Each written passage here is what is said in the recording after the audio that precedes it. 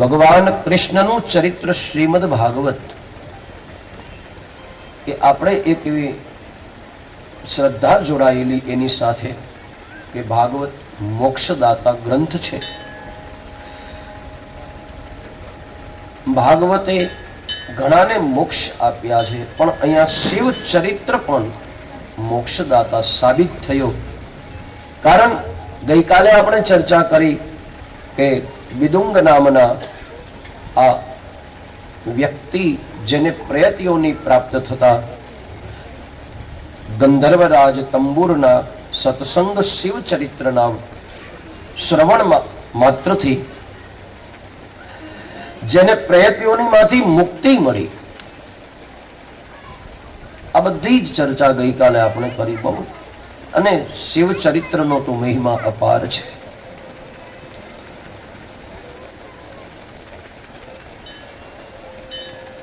હવે સોનકજી પૂછે છે શ્રી સુત પુરાણીજીને, બાપજી હે સુત, बड़े प्यारे शब्द लिखे.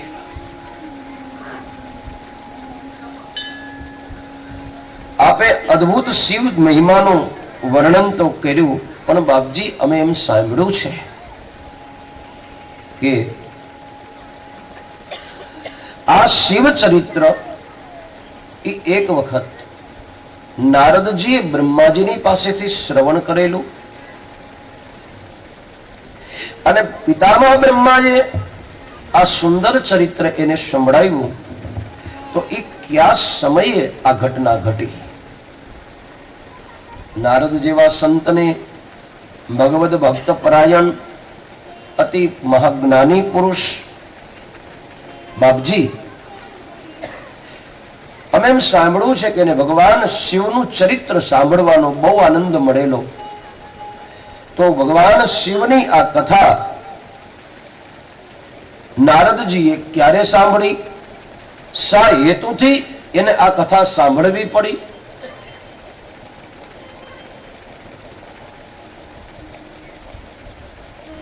તો મહારાજ આ બધી કથા અમને સાંભળવાની એક જિજ્ઞાસા, અમે સાંભળેલી આ વાત છે કે નારદજીને બ્રહ્માજીએ શિવ ચરિત્ર કહેલું.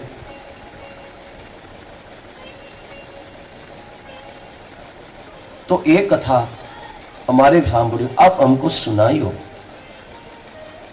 બહુ પ્રસન્ન થયા છે સુતજી. કારણ કે પ્રશ્ન સંપ્રશ્ન હોય, યોગ્ય પ્રશ્ન હોય તો સામે ઉત્તર દેનાર વક્તાને બહુ આનંદ આવે. બાકી પ્રશ્ન સંપ્રશ્ન અહીંયા બરાબર ઠીક ન હોય. તર્કમાંથી ઉભા કરેલા મારા અને તમારા જે પ્રશ્નો છે, લોકો તર્ક બુદ્ધિ શાસ્ત્રોમાં દોડાવા લાગ્યા છે, ત્યારે આશ્ચર્ય થાય છે.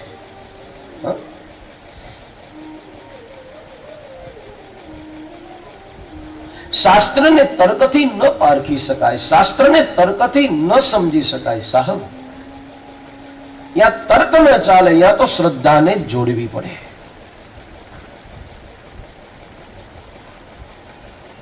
તર્કથી સમજવા ગયેલાને કોઈ દિવસ શાસ્ત્ર સમજાયા જ નથી.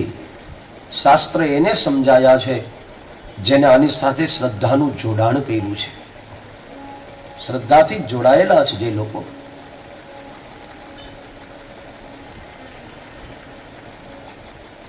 લોકો બુદ્ધિ દોડાવે શાસ્ત્રની અંદર કે ભાઈ આમ નહીં તો આમ કેમ. અમુક વિષયો એવા છે જ્યાં મારે અને તમારે શ્રદ્ધાને જોડવી પડે છે.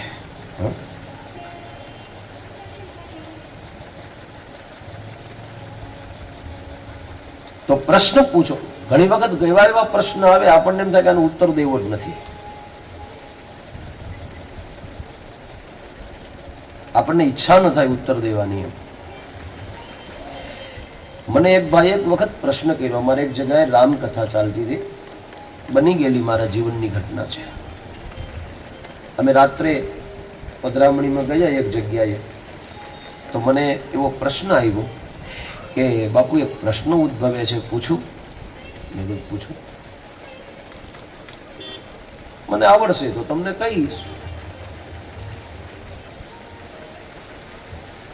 તો મને કે તમને ન આવડે એવું બને તે કઈ બધું બધા જાણતા હોય એવું કઈ થોડું છે? હા, અરે યાર, તારા મગજમાં શું રમતું હોય મને કેમ ખ્યાલ આવે? પણ એનો પ્રશ્ન સુનીએ. એને શું કીધું ખબર છે?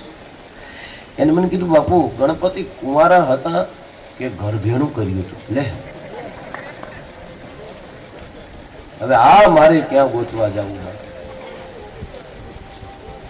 મેં એને કીધું કે કુંવારા હોય કે ઘરભેણું કર્યું હોય, તને શું ફાયદો? તને જાનમટ લઈ જવાના નથી? તો કે ના બાપુ, એ તો નહીં. તો કીધું ચા પી લે, એ બરાબર છે. આ ચા ઠરી જાય છે, ઠરી ગયેલી ચા કુંવારી કહેવાય. તું પી લે, એને વરી લે. બાપ ઉકા વરી લે. તો બાપ પ્રશ્ન હોય તો ઘણા લોકો આપણને આવીને અમને પૂછે કે ગણપતિનું મસ્તક શંકર ભગવાને કાપી નાખ્યું, તો એ મસ્તક પછી ગયું ક્યાં? હવે આપણે ક્યાં ગોતવા જવું? શિવપુરાણની જ આ કથા છે.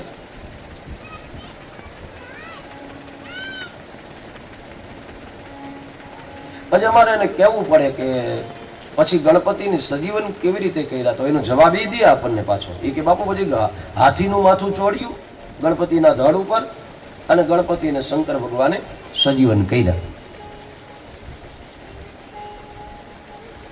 તો પછી અમે એને કહીએ કે એક કામ કર, શું?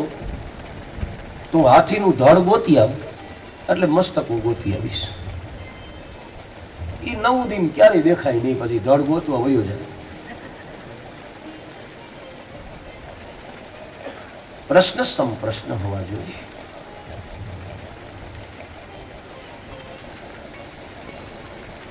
પણ માણસને જ્યાં સુધી એને જે મગજમાં ગોઠવી રાખ્યું હોય એવો જવાબ ન મળે ત્યાં સુધી એને સંતોષ ન થાય. એ બીજાને ત્રીજાને આમને પૂછા જ કરે. એને ધંધો જ આ કરવાનો, પૂછને કી વાત, બસ, ઓર કુછ નહીં.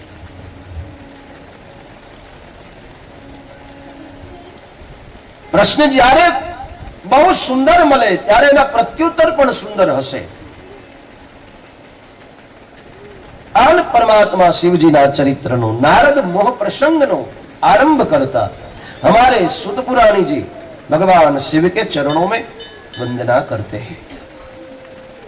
शिव चरण में वंदन करता विश्वोद्धारक विश्व उद्भव स्थिति लयादेषु हेतुकम् गौरीपति विदित तत्वम्.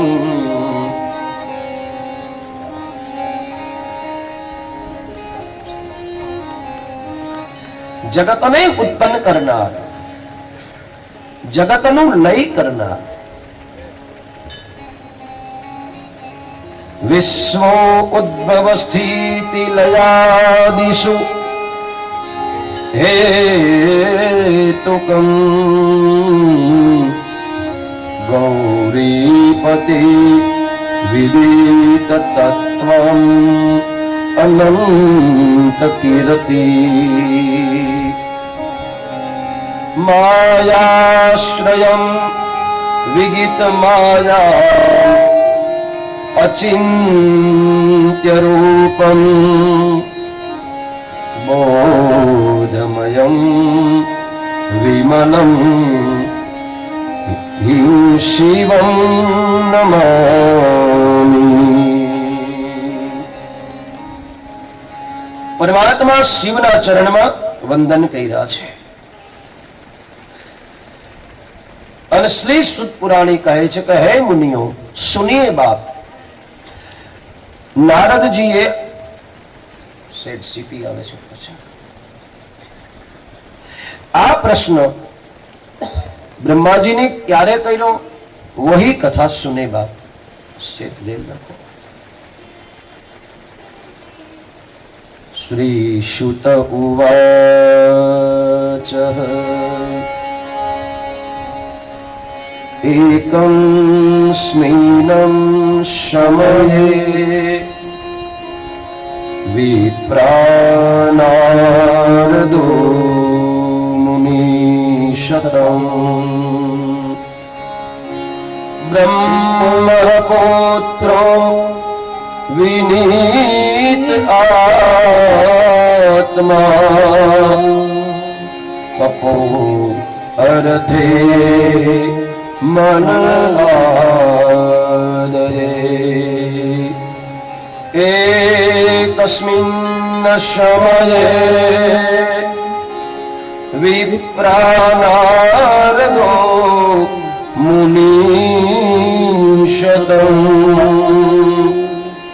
ब्रह्मपुत्रो विनीत आत्मा तपो अर्थे मन आधे। एक वखतना समये ब्रह्मापुत्र नारद, हे सनकादि मुनियों, विप्रो नारदो मुनि, नारद मुनि एक समये, आया नारद जी का बड़ा प्यारा परिचय दिया है आ श्लोकनी अंदर। नारद जी नो परिचय आपता सुत जी कहे छे एकस्मिन् समये, एक समये विप्र नारदो मुनि शतम, जे सत्यने वरेला छे, जे सत्यनी તરફેણમાં છે, આવા નારદજી બ્રહ્મપુત્રો વિનીત આત્મા છે, બ્રહ્માજીના પુત્ર છે, વિનીત આત્મા છે। તો આવા નારદજીને એક વખતના સમયે તપ કરવાની ઈચ્છા થઈ। તપો અર્થે, તપ માટે થઈ અને મન આધ્યયે એના મનમાં વિચારો આવ્યા કે હમણાં ઘણા સમય થયા મેં પરમાત્માનું ભજન કર્યું નથી, લાવ